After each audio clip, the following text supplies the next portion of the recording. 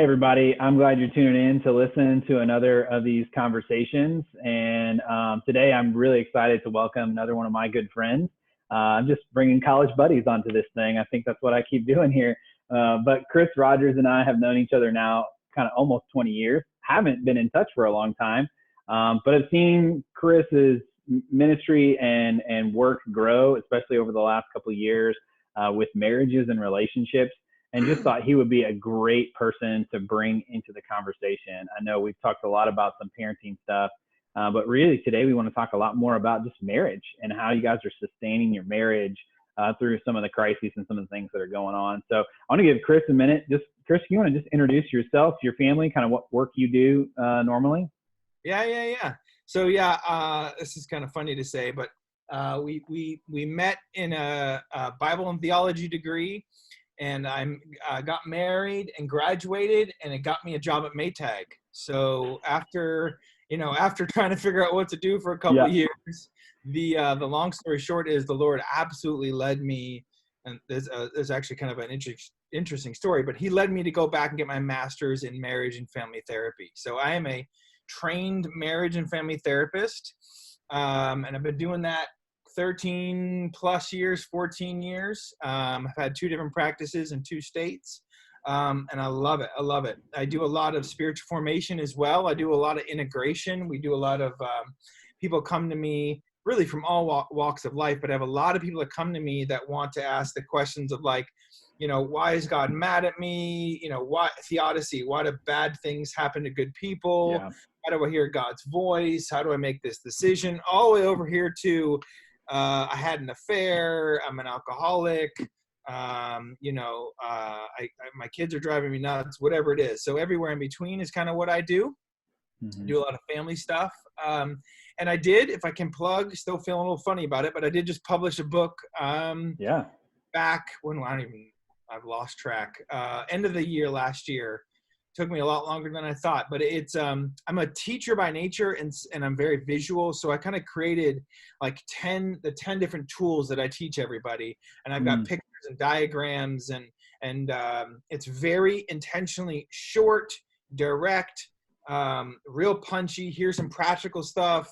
Here's tools. Here's things to learn from how to simply understand how childhood development shapes your current behavior and activity, to boundaries and limits, communication, kind of 101 tools and techniques, the difference between forgiveness and trust, and just how all those kind of important details. So I'm going to mail you some, Blaine. I actually got them from my office, but never got them in the mail yet. Haven't gotten them in the mail yet, but I'll send you a few copies. But you can find it on Amazon under, Chris Rogers. I think it's Christopher T. Rogers, because that sounds that's fancy. Cool, like a cool author name. It's called A Field Guide to Relationships. And you can find it. There's a digital copy, and you can get a printed copy, and they print to order. So there you go. And that's what I do. I got a practice here now in Asheville, North Carolina, out of our church. And I've been doing it here in this location for, I think it's been 6-7 years. And if, don't tell everybody this, but it may be applicable for you guys, is when I moved here to Asheville, I did 3 years, almost 3 years with Access Family Services, and we did intensive in-home service, intensive in-home therapy, worked in a team, and we worked with kids that were trying to get back into the home or being removed from the home, DSS, all the things, and families that were in crisis. And so I have done it. I've been in the schools and all the school meetings. I've been in the family meetings. I've been at people's house at 1 a.m. because somebody disappeared. Like, I've been in and through all that stuff as well. So that's me. I appreciate it. I mean, that wide experience, though, I think then lends you to kind of be able to talk to so many different levels and so many different areas. So maybe really the question I want to kind of pose to you to kind of get us started is, I think a lot of our families that are foster and adoptive families, they have experienced a lot of crisis of just the challenges of bringing a child into their home, adapting to new environments, right? Attachment, bonding, and then dealing with maybe a lot of the stuff that's come up with those kids. The pandemic really, in a way, and the quarantine is just another layer of that. But can you talk a little bit about just kind of what are some helpful things to think about and realize as we're facing kind of crises and challenges of what are some of the stressors on our marriages, and what are some of the things we need to address in those moments. Yeah. So to give you a simple little technical term, what I'm going to do is normalize your experience. I'm going to help you understand you know, you're not alone in this, and everybody's struggling with similar stuff to different degrees. So, a couple of things are, some of the real struggles are, you're all home at the same time, right? With no real break. I absolutely was one of those people when this first went down. I was like, I'm starting my second book right now. And I was like, I'll be able to get that rough draft done in like 5-6 weeks. How's that going for you? I'm 2 hours. I've got 2 hours in the past 6 weeks. Yeah. Yeah. So haven't even touched it. So just, the reality of there's no breaks, right? You don't realize how much help you're getting from the school system or from families or neighbors or neighborhood kids or whatever it is that's helping you kind of deal. And now it's like just you and your core group, and there's no breaks there. There's no time off. And so, man, that is, which we'll get into the solution stuff later, just about how, having boundaries are out the door, having me times are out the door. You're constantly trying to get going. And I hear people all the time having difficulty of just working and just being home, being in Zoom meetings or whatever they need to do, and finding some separation between church and state, so to speak. It's really, really, really difficult. And so, that kind of gets to one of my big thoughts, which is whether it's pandemic or crisis, whatever it is, situations do not create internal conditions. Situations expose internal conditions. So situations, the more difficult, the more traumatic, the more complicated, all those things that are a little bit of a problem now are bigger and bigger problems. They really, our kids are in these moments, the areas where our discipline isn't quite under wraps, you know what I mean, is now being exploited, Yeah. And those is where we have trouble really following through or communicating clearly. It's all out there. It's all out there. The times you have trouble saying no or protecting your sanity time, like mommy just wants to take a shower, like leave me alone for 10 minutes, maybe make it 15. Like it's even harder now in these times to really protect your sanity and protect your time. So those are some of the big ones. Let me see here what I got. Communication struggles. Blaine, the truth is I talk so much about communication. When I've done conferences, I talk about it for a couple hours. So communication, I'll say this, what is said is rarely what is heard.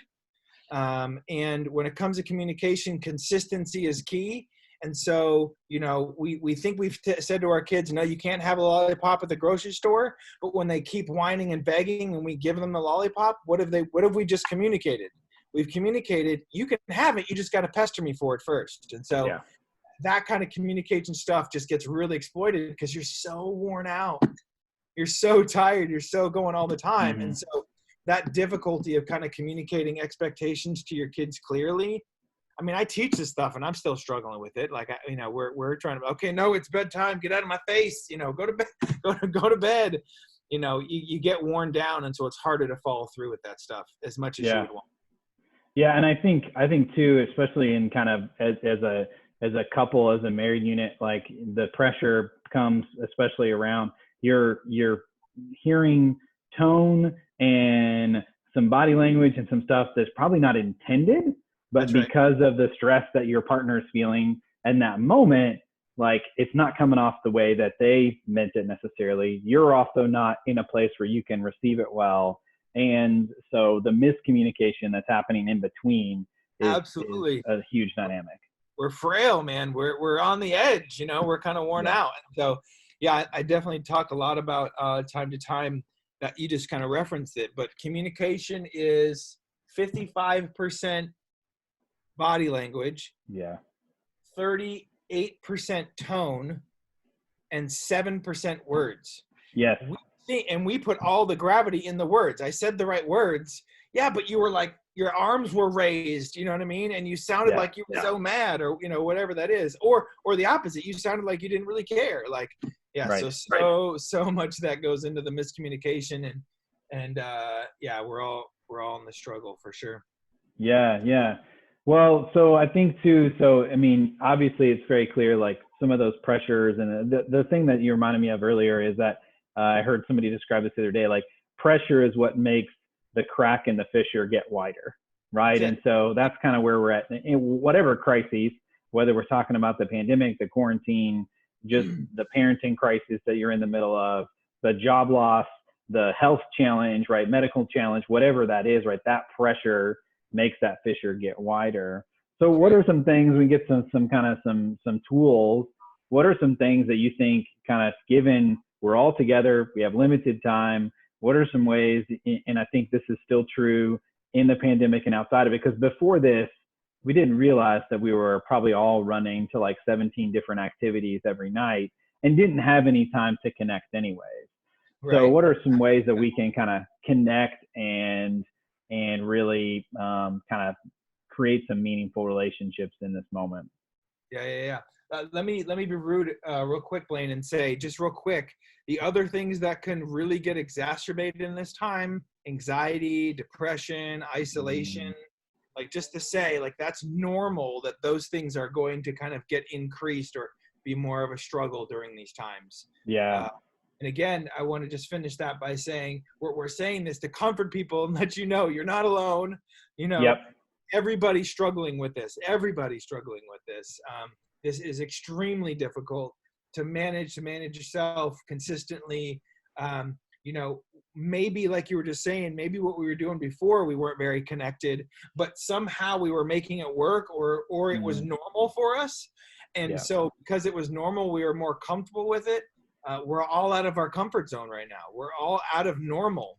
You know, I've heard it too many times, you know, the new normal, but that's kind of what it is. We're having to adjust and deal with this new normal, and it is exposing things that were there to begin with, but because we're not in our routine and of busyness or whatever it is, they're so much clearer. They're so much clearer. So, all right. So some strategies. Yeah, let's see here. I've heard people go different sides of this. My home, predominantly because my amazing wife, Joy, who you know, we are very scheduled and very routined. And so everybody's got to find their own, you know, balance, their own way of doing this. But I would say that now more than ever, trying to find some semblance of routine, some sort of consistency is essential. Um, Especially kids thrive. I mean, you guys have probably heard this many times, but they thrive on consistency and predictability. Consistency equals predictability. Predictability equals safety. Safety equals trust. Like, that just literally helps kids especially, just feel more calmer and more at ease and more relaxed. It doesn't mean they like it. It doesn't mean they're going to be, thanks for the schedule, mom and dad. But it really will nurture them so much better, and be better for you as well to try to figure out. Now, again, I don't care what that looks like. It doesn't really matter what if you know, start school at 9 o'clock in the evening or 7 in the morning. That's not for me to say. It's just that you've got some routine, you've got breaks scheduled in there. My wife and I have what we call being on or being off. You know, I need some off time. That means Mm, completely off from parent responsibilities, right? Because even when the kids are doing their school and I'm trying to wash the dishes, and this morning, I was trying to let them do their school. I was doing the dishes and trying to listen to a sermon in my ear. And I was starting to get frazzled because I was trying to do too much at a time, because I wasn't really off. I was still on, right? And just kind of knowing, okay, this is when I'm really still plugged into the kids, and this is when I'm not. And so you got to schedule, you know, a walk, go play outside. Okay, this is an hour or 2 hours of school time. Here's a snack. And build that into kind of your day to day. And another complication is every kid's different. What each kid needs is a little bit different. My son may need to like lay on his bed and read a book for 30 minutes. My daughter needs to go climb a tree. Like, I don't care, whatever it is, but what do they need that's going to help them, you know, be the best for them? So schedule and routine, and then intentional plan of use of media. Like, you know, we definitely limit the amount of time they have on video games or TV shows or whatever, but you use it strategically, you know. my wife and I have, we have a, excuse me, we live on a short little street where we can always see the house, but we'll walk up and down the street just to get some exercise and get some time just for her and I. But, a couple things we have is like they'll have some media time. So they're on the TV, so we know they're occupied, they're having dessert or a snack, and we'll go for a walk.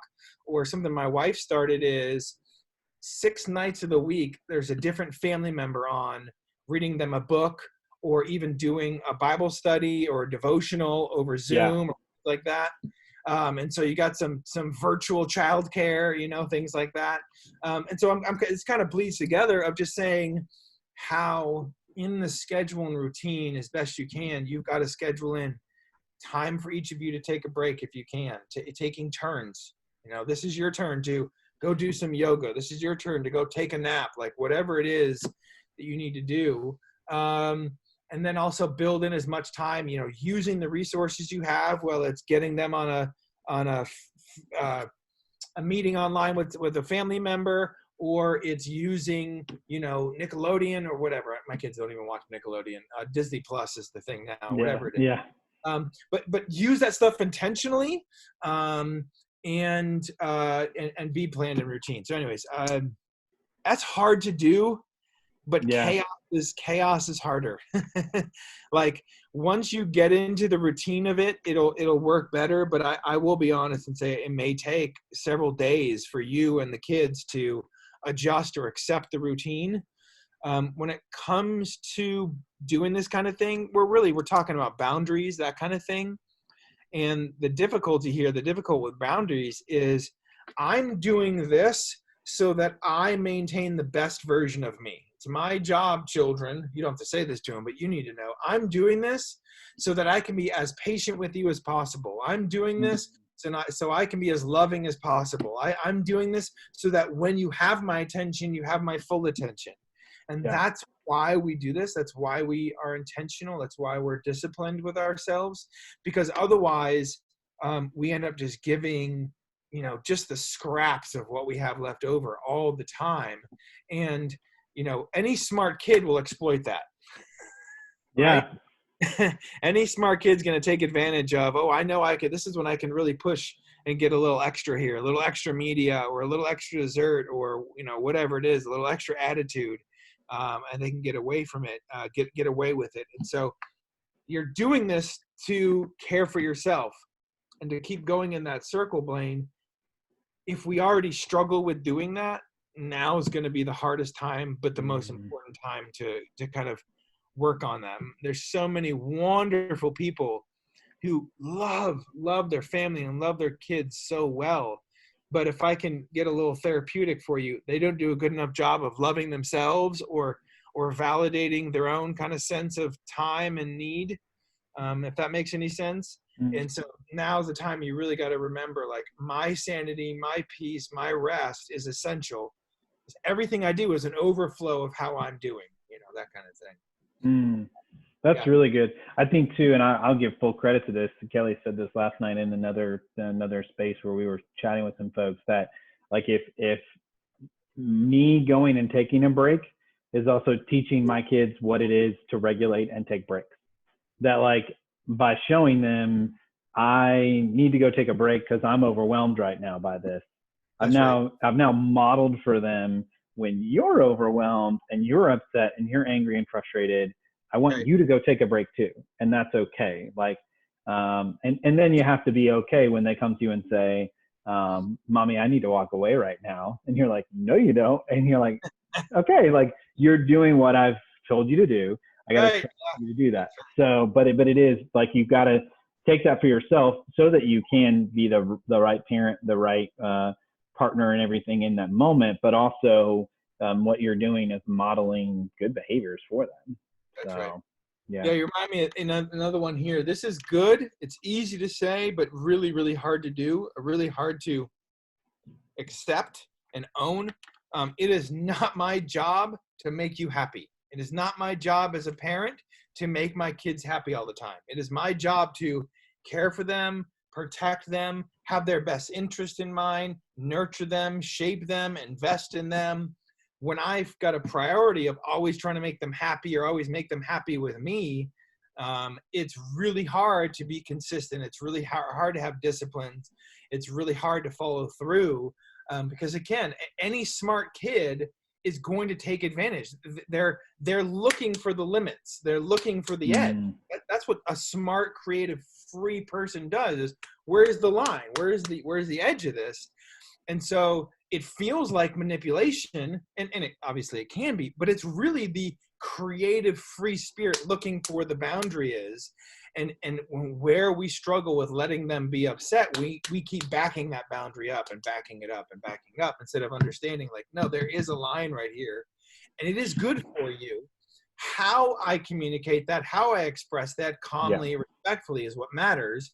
It's not that I need necessarily mean to make you happy all the time. So right, and helping them process the sadness and the emotions of not liking that boundary, not understanding that boundary. Like, it's still, I think I have a hard time with that sometimes, of saying, nope, the rule is this. I'm going to tell you that rule, and then when you get upset that I've told you that rule, I don't want you to get upset either. And it's like, no, like, we all, like, in life, if my boss tells me I've got to go do something that I don't want to do, I'm going to get upset about that. I'm not going to tell it to him, but I'm going to tell it to my wife and tell it to a friend, something like that. So I'm still allowed to express that emotion that I don't like that boundary that was set. Still allowed to do that, but the boundary doesn't change, right? The boundary stays the same in that place. That's really good. That's really good. I think, man, I think this is all good stuff. I would say, in particular, like, as you think about couples, especially, married couples in particular, are there things that you think, hey, these are just super valuable things, like going and finding that space for yourself is really good. I think, are there some things that you recommend that couples try and find time for and energy for together that's really valuable in this moment? Yeah, it's actually right here, kind of on my list here. Now, we've had friends that kind of jokingly called my wife and I professional adults, which I didn't know what to do with, but because we're so intentional, we're not by any means perfect, but we're just so scheduled and disciplined and intentional. But we tried to do this anyways, but in this time, even more so, like, we have planned, like, business meetings. Like, we're going to talk about parenting. We're going to talk about the grocery list. We're going to talk about who and where we're giving that extra offering money to. Like, we have those meetings, on the regular. We have them probably 3 times a month, and it's a scheduled, Tuesday morning from 8:30 to 10 o'clock or whatever that is. We have our own businesses, so we can, our schedule has more liberty that way, but we plan business meetings just like that on a regular basis. And we also have planned relationship time, where it's just talking, just sharing your day, and I think it's always important to do that. But when there is no separation between work and home and school and all of this, even more so, you need to, sacrifice and put some time into your time just together. Whatever you need to do, sit on your porch, go for a walk, using the media intentionally, whatever you need to do to give yourselves to each other. I don't know, man, somewhere between a minimum. This to me sounds like barely scraping by at this point, but so for some people, this sounds undoable. An hour for each a week should be doable. It should happen, even if it has to happen at 9 o'clock at night or 7 in the morning. You're going to do so much better inside. You're going to do so much better as a couple, feeling connected, feeling like you have a partner, feeling like you have a plan. You're going to operate so much better from that place, as opposed to ships passing in the night. No one knows what's really going on. No one knows if the bills are paid, or whatever that is. And so when you feel connected to each other, and often knowing that time is coming, okay, we're going to have tomorrow to talk about that. And I know, because that's what we do. That's our routine. That also can bring more peace, because there's a place, there's a time to really talk about the things that need to be talked about. So it doesn't have to invade every other space and every other time when you feel like you need to address it. Because apparently, as I've learned, discussing new parenting approaches while parenting is not the right time. Not the right time. I have never experienced that before, so I don't know what you're talking about. But yeah, I can see that one. I can see that one for sure. I've got myself in trouble with that a couple times. Yeah. Yeah. That's good, man. That's good. The last one I would say, just because from experience, and it seems a little silly, but is get your kids to bed. Now, I'm biased on this one. I don't want to get too weird about co-sleeping or not co-sleeping. I know people like that's a religion for some people, and that's fine. But your sleep patterns and your off times, I think you should consider them sacred. Like if you're literally engaging, dealing with your kids 24 hours a day with no, time after bed where you can be off to, if you want to zone out on Facebook or whatever it is, be careful, obviously, but like you need that time just for yourself. And I know a lot of parents really struggle with, like everything we've talked about, being disciplined, being consistent, letting them being mad with you. I can't think of the name, but there's my wife loves this guy. There's a guy out there, and he does these videos, and he's always acting out as if he's like a teenager or he's a 4-year-old or whatever. Yeah. And Joy sent me one recently where it's like the 4-year-old who doesn't want to go to bed, and they're like around the corner constantly, or I didn't mean it, or I just need some water, then they're constantly playing that or whatever. And that is the area that we have both succeeded in and failed, just as often, just as much. But anyways, I'll just say, work hard on making bedtime solid and consistent for them to understand what's expected, because if it's 8:00 today and 8:45 tomorrow, don't expect them to understand what the expectation is, what the deal is. But then again, for your own peace of mind, your own sanity. The last thing I'm going to say, now that I think of it, Blaine, kind of peppering this in there, is my wife is brilliant at coming up with creative reward systems. We've done so many different ones. She's got poster boards with wrist bracelets and all these different things. And the one we're doing now is tickets. She literally bought those, like, they're not large, they're like little like concession tickets, when you do a raffle ticket, a raffle ticket, and they get tickets for certain things. And they get, like, I think we did it where they can use one ticket to come out of their room to say goodnight, or if they need something. If they do more than that, then they lose a ticket. And then on Friday afternoons, we have these things they can buy things, rewards with their tickets, which is a double reward system or whatever, if you know about that. But but we've been using that in the quarantine, and they love it. They're loving it. They're getting tickets. They're collecting their tickets. They're can I unload the dishwasher and get a ticket? How many tickets is this job? And so come up with creative ways to encourage and reinforce and get them motivated. That kind of thing. I love it. Man, it's good stuff. I appreciate your time, Chris. It's really helpful. I think it's good advice across the board, both for like how do we create space for ourselves in the moment that we're in, and then how do we use that space really specifically and strategically to not just kind of, I think it's great. Yeah, spend your evening, zone out one evening, but man, find the other evening where you are having some intentional time. We've gotten in a pattern too where we kind of know, hey, for an hour and a half, we're not going to talk. We've had a lot of words for all day. And so like, hey, for a little while, one of us is going to go work out. The other one's going to read a book, and we'll come back together at 9:30, 10 o'clock and kind of unpack a little bit more, but giving some space, figuring out those routines that work is just really good stuff. So I love it. So the book, if you didn't hear Chris at the beginning, Field Guide to Relationships, Christopher T. Rogers, say that correctly. And is, I think, another great resource you guys can check out. And I hope you've gotten something out of this conversation. Check out the book to get some more tips and tools. Thanks for listening in to us today. All right. You're not alone.